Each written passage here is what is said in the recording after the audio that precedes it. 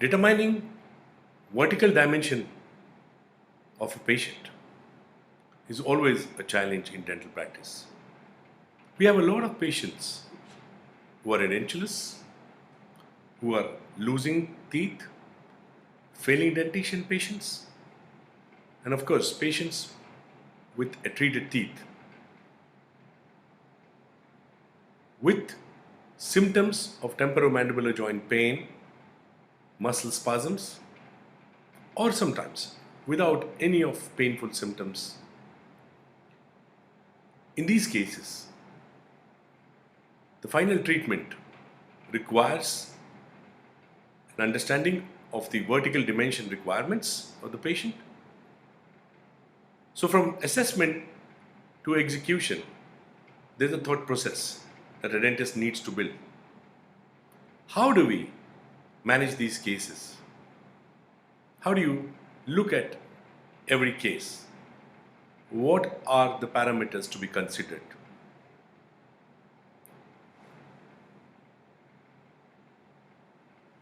Vertical dimension is the length of the face as determined by the amount of jaw separation. Many authors have studied the face and applied arithmetic relationships to the various facial landmarks. They have divided the face into three parts, three sections, and given an arbitrary method of evaluating vertical dimension. We do use some of these references. However, the functional parameters are also important to determine whether we have understood the patient's requirements of the vertical dimension, whether his stomatognathing system will be in a balanced situation if we increase the occlusion or increase the bite. So, we need to start looking at multiple factors and establish all those factors and relate them and correlate them to the existing condition of the patient. Vertical dimension at rest is the vertical separation of the jaws when the mandible is in the physiologic rest position. Physiologic rest position is the key word. That means when our jaws are relaxed, there is a small separation between the maxillary and the mandibular teeth. Mind you, that separation is never constant. It keeps changing because it's the muscles which have more elasticity. If you are in a much more relaxed state of mind, probably the jaw separation is more. When the brain also controls the jaw separation, and when you are thinking of something, you might either clench or you might just be relaxed and open the jaws further. So, this space, which is the freeway space, is not a stationary space. It keeps on changing during the whole day and depends upon muscular activity and also related to the response coming in from the brain. The physiologic rest position is the position determined when the head is upright, when the mandible is in an unstrained position, and the muscles are in tonic equilibrium. That means if the patient comes to you with a temporomandibular joint problem and he is clenching and he's got muscle spasms, he has got excessive development of masseter muscle, painful temporalis muscle, or whatever it is, or maybe a problem in the pterygoids, his vertical dimension would have suffered because he's not in a physiologic rest position. In those cases, you have to relax the muscles and then start your analysis once the muscles are relaxed. How do you achieve physiologic rest position? In the regular patient, you ask the patient to relax and say M and relax. You can ask the patient to swallow and relax. But sometimes patients come with different kinds of muscular problems, muscle spasms, pain. And in those cases, we have to deprogram the muscles with splints. Sometimes we can give just a Lucia jig and try to deprogram the muscles for a bit. For people who have been having problems for a long time, we might give them some trans-electric nerve stimulation or also work with them with electromyography and relax these muscles. So, when you relax these muscles, you are trying to get the patient in a physiologic rest position. Mind you, many times this is possible, but sometimes the patients are too much into spasm and the neck muscles also are very bad because the head position has changed. The first vertebra, axilla, is the joint of the maxilla. When you eat, it's not only the mandibular joints which move, but it's also the maxilla which moves. The entire maxilla is attached to the skull and which is attached to the first vertebra. So, a possible problem with the position of the head cannot be discounted in cases with temporomandibular joint pain. Orthopedic mandibular problems also can be one of the reasons. You need to properly analyze all of these before you start making your cases, planning the cases for rehabs. The freeway space is the distance between the occludent surfaces of the upper and the lower teeth when the mandible is in the physiologic rest position. The freeway space is equal to vertical dimension at rest minus vertical dimension in occlusion. So this space is the one which will be termed as freeway space. Literature suggested initially that the freeway space can be about 2 to 3 millimeters. In recent publications, some of the times we saw the freeway space as much as 11 millimeters. So as I told you, freeway space is not constant. It keeps changing according to the activities of the muscles and the relaxed state of mind. It also depends upon the signals sent by the brain.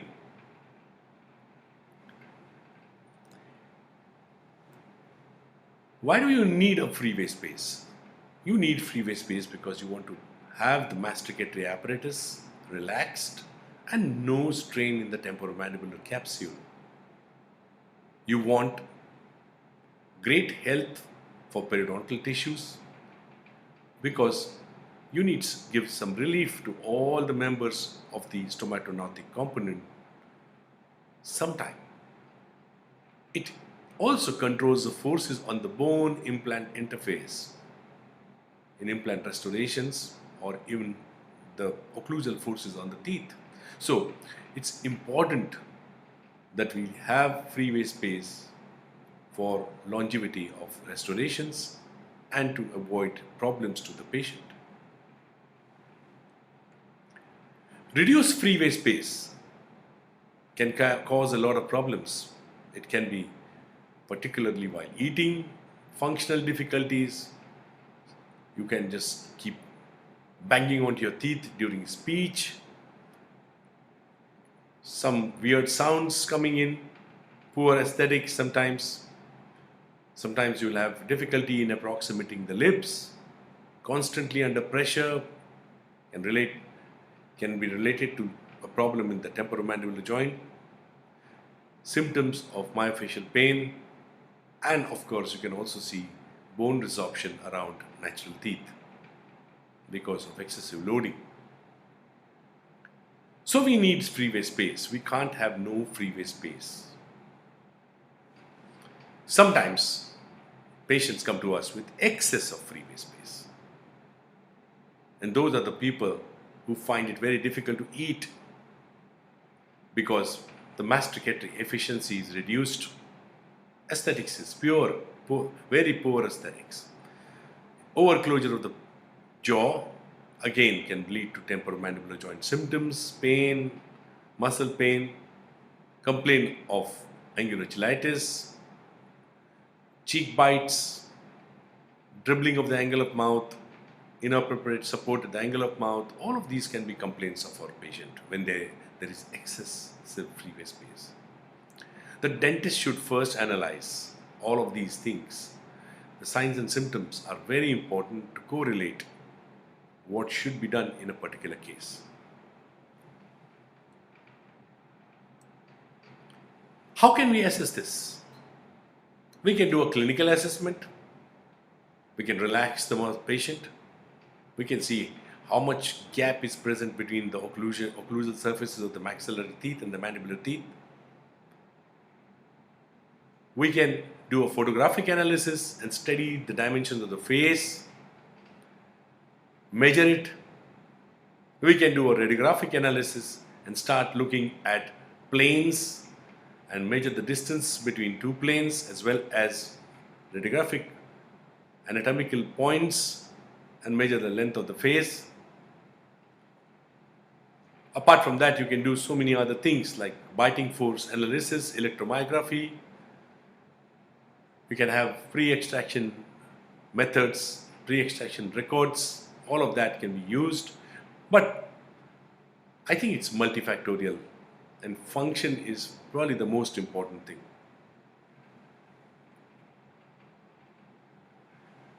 How can we assess freeway space? So if you have 2 points and they're measured, and the patient is asked to close his mouth and bang his teeth on each other in whatever centric the patient has, this distance will be the vertical dimension at occlusion. Of course, you could then ask the patient to relax, say words like M multiple times, swallow and relax, say M multiple times, and then you can measure these 2 points again. And that point, it will be not told to the patient to clench, you're telling the patient just relax. Then you're going to get a much higher reading. That reading is the vertical dimension at rest. And when you subtract these 2 readings, you have the freeway space analysis. Sometimes patients coming with very tense muscles, if you take a freeway space before you give a transelectric nerve stimulation or muscle relaxation therapies, you will find that the freeway space is very, very small. And as the muscles relax, you can actually see that the freeway space keeps increasing. So, you need to understand that the patient has to be analyzed in the physiologic rest position, or you try to get him relaxed in that position with the help of muscle relaxation therapy. It's also important to understand where you should end your maxillary teeth. And to end your maxillary teeth, the aesthetic analysis is the position of the maxillary 2 central incisors. It's very important that the incisal edge position of the maxillary central incisor is determined by phonetic references as well as facial profile. The shape of the maxillary incisor, the size of the maxillary central incisor, the incisal edge display, position, all of it is a great starting point when you're doing rehabs. Creating a favorable occlusion, following proper curvatures of the arch form, compensatory curves, and 3-dimensional location of upper and lower teeth are significant factors when you're doing occlusal reconstruction or reorganization of occlusion.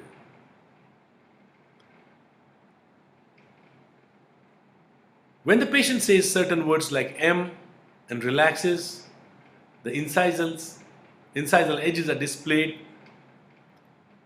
In M position or in passive smile, you can possibly see about a couple of millimeters of incisal edges, and this is important in your reconstruction. Aesthetics, function, all go together, and masticatory efficiency also follows the functional elements essential for phonetics. So seems to be that all of these three things are integrated in whatever God has given us, and that's what we need to create in our patients.